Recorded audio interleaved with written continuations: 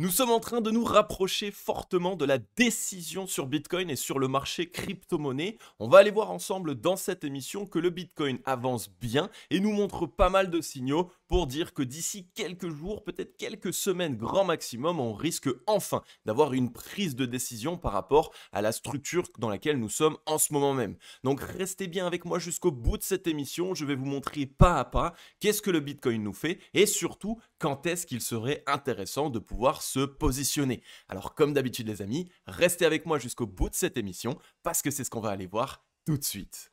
Even when you feel low, you can still go. Even when you feel slow, you can still go. Even when there's no hope, you can still go. I never answer to no, man, I still go. Go, go, go, go, go, go, go, go, go, go, go, go, yo, go, go, go. Et bien le bonjour à tous et à toutes les amis, j'espère que vous allez bien. Bienvenue sur ma chaîne, je suis Adam de la chaîne YouTube Cryptologique. Et aujourd'hui, comme vous l'avez vu en introduction d'émission, on va analyser le marché crypto-monnaie et plus précisément le Bitcoin qui est en train d'avancer et de nous partager pas mal de premières décisions, pas mal de signaux pour nous dire que d'ici peu, on va enfin prendre une décision et vous allez voir que ça peut nous offrir de très très belles opportunités. Juste avant les amis, on est aujourd'hui le 2 janvier, je souhaitais à tous et à toutes vous souhaiter non pas une belle année 2025, mais plutôt une merveilleuse année 2025. Je ne veux pas que vous fassiez comme d'habitude à vous dire, bah écoute, en 2025, je vais faire un petit peu mieux qu'en 2024. Non. S'il vous plaît, faites en sorte que 2025 soit l'année, on va dire, game changer dans votre vie, que ça soit d'un côté financier, que ce soit d'un côté sécurité, mais faites en sorte de réellement vous sécuriser. Les amis, s'il y a une chose qui pour moi serait extrêmement importante sur cette année 2025, c'est que vous preniez conscience que à ce jour, l'investissement, je parle de la compétence d'investisseur, est aujourd'hui la compétence ultime à développer si vous voulez faire en sorte de vous mettre en sécurité et de mettre en sécurité vos finances. Clairement, aujourd'hui, le fait de savoir faire travailler votre argent, c'est comme si vous aviez un petit salarié qui peut travailler 24 heures sur 24 pour vous directement et surtout pour votre argent, pour votre avenir. Donc, n'hésitez pas, si vous n'êtes pas encore abonné, à vous abonner et à activer la cloche parce que sur cette année, je vais vraiment vous accompagner pour vous permettre de développer cette compétence d'investisseur et faire travailler votre argent pour vous.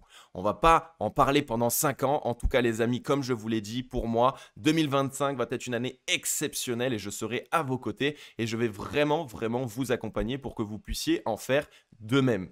On va donc revenir à nos moutons. Bitcoin ici, on le voit, on est actuellement en daily et revenu chercher une zone plutôt intéressante. Regardez ici avec cette petite mèche au 91 260 puisqu'on est revenu chercher directement les petits creux qu'on avait précédemment. On n'a pas encore recherché l'entièreté du mouvement puisque comme vous le savez, dans mon scénario que je vous ai présenté il y a de ça 2 jours maintenant, n'hésitez pas à aller la voir d'ailleurs, elle s'affiche juste ici, elle vous partage concrètement mon scénario pour tout ce début d'année 2025. Vous allez voir, il y a des choses qui se placent. Donc tout ça pour dire qu'on avait vu ensemble qu'on pourrait revenir chercher des liquidités entre les 85 000 $ ici et les 88 000. On n'y est pas encore revenu. Par contre, on a déjà cherché des premières liquidités. C'est un point intéressant et surtout sur lequel il va falloir qu'on reste prudent évidemment. Donc là, comme ça en daily, pour l'instant, on est sur une structure où il ne se passe pas grand chose. On voit un premier rebond à court terme. Attention, pour moi, ce rebond n'est pas encore un bottom. Ça veut dire qu'on n'est pas encore ici en train de poser le réel bottom. Donc,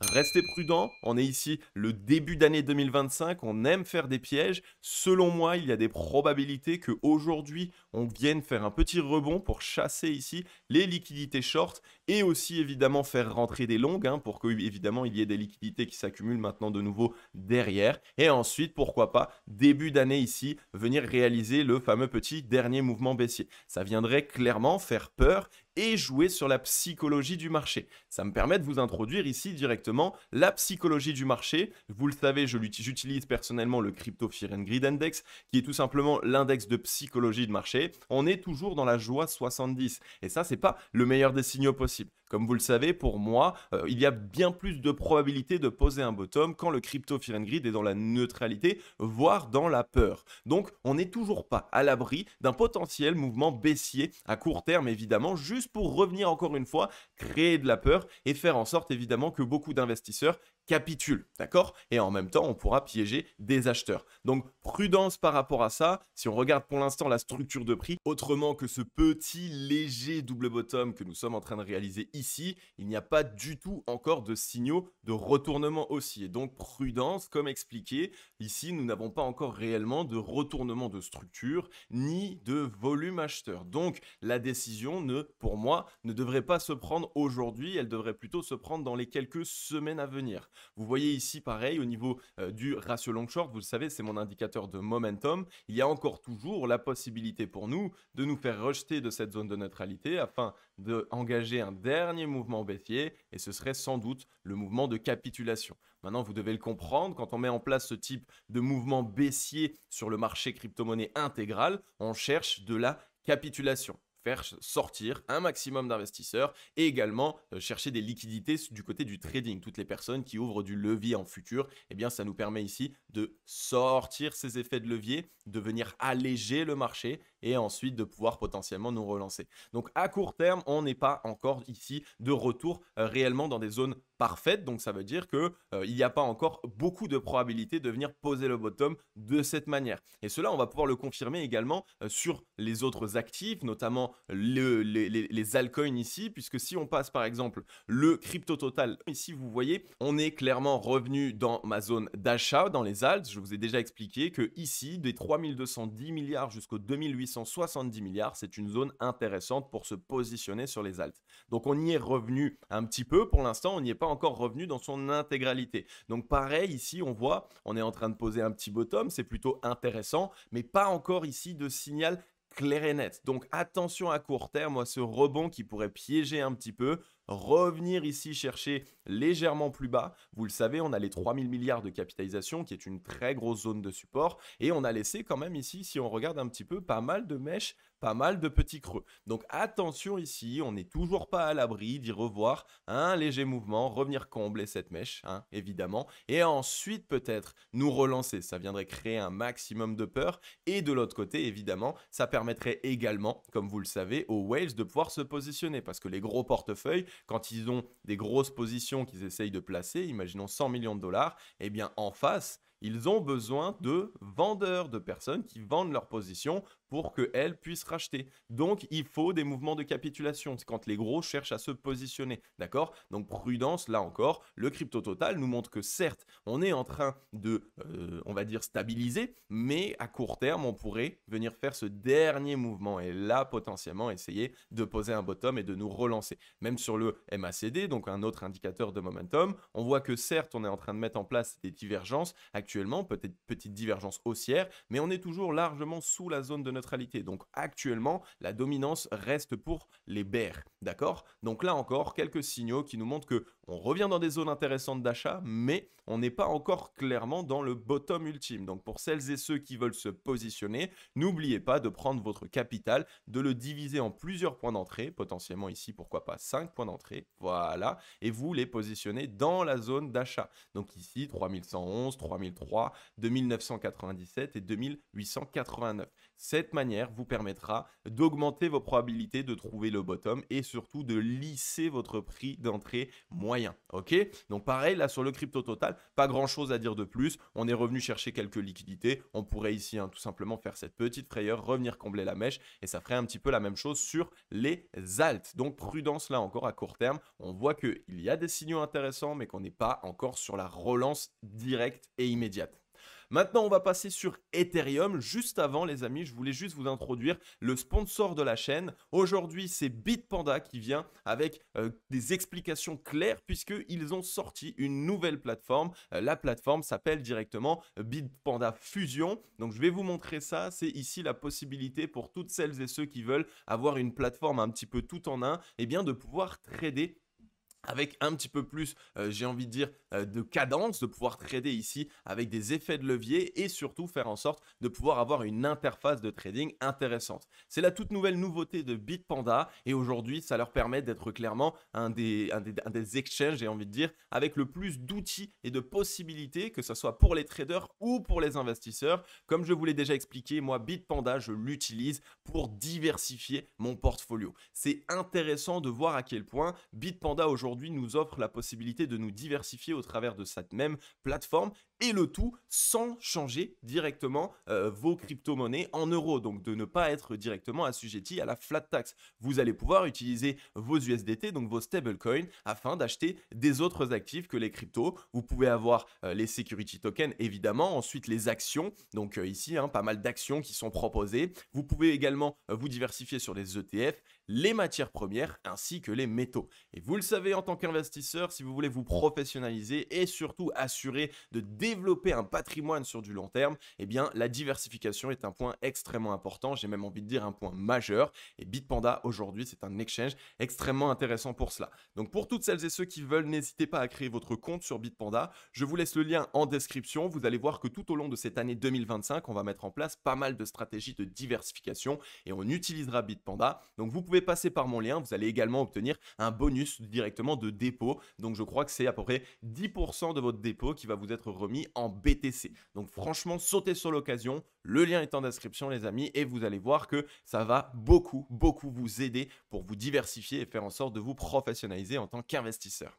On va repasser maintenant directement sur Ethereum. Donc on revient du crypto total. Eh bien regardez Ether. Ether ici est dans une disposition de consolidation et de compression du prix. Vous voyez qu'ici, on est clairement en train de comprimer le prix. Et donc, ici, deux possibilités pour Ethereum. Première possibilité, venir faire d'abord un rebond au-dessus et ensuite revenir plus bas. Ça, ce serait plutôt baissier, je ne vais pas vous mentir, et ça ferait un petit peu plus peur sur Ether parce que quand on cherche les liquidités d'abord au-dessus et qu'ensuite on vient en dessous, eh bien, c'est ici pour montrer clairement que le marché va partir plus bas et surtout qu'on va piéger de nouveaux acheteurs. Et quand on piège des acheteurs, eh bien, on les conserve, on les garde tout simplement en dessous pour leur laisser la tête sous l'eau et les faire capituler. Donc ça, ce serait la première possibilité. Deuxième possibilité, et c'est vraiment celle que j'aimerais voir, c'est qu'on vienne casser à la baisse, chercher toutes ces liquidités et une fois fait, on trouve rebond et on réintègre. Là, ce serait la disposition parfaite. Clairement, c'est ce qu'on appelle une déviation réintégration. On dévie à la baisse,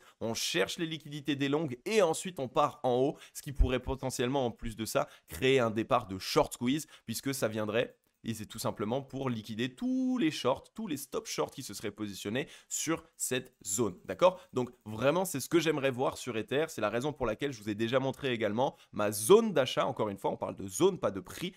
Sur Ethereum, elle est des 3333 $ ici jusqu'au 2972. Vous voyez qu'on a ici une petite zone de liquidité qu'on n'est pas encore revenu chercher. Pourquoi pas la chercher? Ça pourrait créer un petit peu de peur là encore et poursuivre par la suite potentiellement un mouvement haussier. Donc là encore, on n'est pas loin de ma zone d'achat entre les 3333 et les quasiment 3000 $.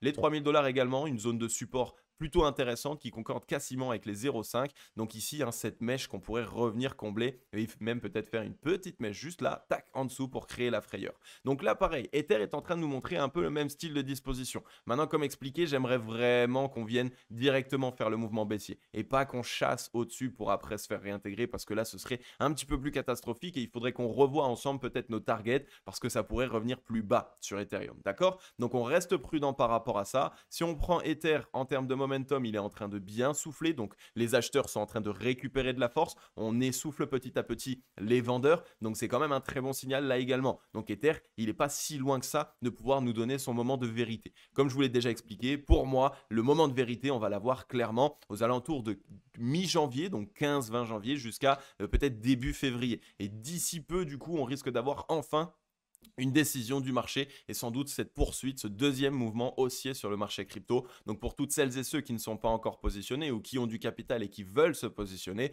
clairement, on rentre dans des zones d'achat intéressantes et d'ici les semaines qui suivent, pour moi, on va encore même un petit peu plus s'y enfoncer. Donc là encore, Ether, gardez-le en tête, d'ici peu, on est dans de très très belles opportunités et pour moi, Ethereum, les amis, sur cette année 2025 et la fin de ce bull run, eh bien, on a un objectif entre les 9600 $ et les 8196. Donc clairement, une belle performance. Si on arrive à le choper à 3000, on pourrait presque viser x3, x3,5 sur cet actif. Ça ne vend pas du rêve en termes de perf. Par contre, c'est un actif évidemment qui va vous permettre de baisser la volatilité de votre portefeuille. Donc si on peut encore viser x3, x3,5 avec des actifs qui nous font gagner en sécurité et qui nous font abaisser en volatilité, là franchement c'est super, c'est du pain béni. Ok? Donc là pareil, Ether, moi je l'accumule d'ici peu dès qu'on reviendra dans cette cette zone, je vais commencer à me positionner encore plus fortement. J'ai déjà rentré un ordre qui est passé ici aux 3280 $ aux alentours et je vais attendre de laisser passer mes 4 futurs ordres évidemment. Maintenant, on va passer rapidement,